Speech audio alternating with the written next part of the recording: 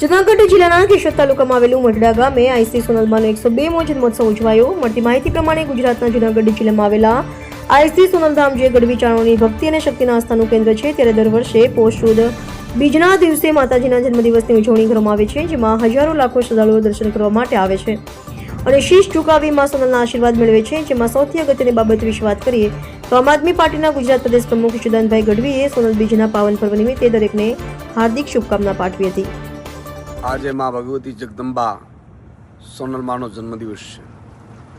આજે ગુજરાતભરમાં, અન્ય રાજ્યોમાં અને દેશભરમાં માં સોનલમાના જન્મદિવસની ઉજવણીઓ સોનલ બીજ તરીકે કરવામાં આવી રહી છે. સર્વ સમાજ માટે માં ભગવતીએ જે કરેલા કાર્યો આજે સદાય યાદ રાખે છે. આજે માં સોનલમાં સૂક્ષ્મ શરીર સ્વરૂપે જે ભક્તજનો જ્ઞાતિ જાતિ ધર્મના આગેવાનો માને યાદ કરે તો માની હયાતી તમને તુરંત કોઈના કોઈ સ્વરૂપે મળે છે. આજે માં ભગવતીના જન્મદિવસે હું સર્વ ભક્તજનોને માતાજીને જન્મદિવસે ખૂબ ખૂબ શુભકામનાઓ પાઠવું છું.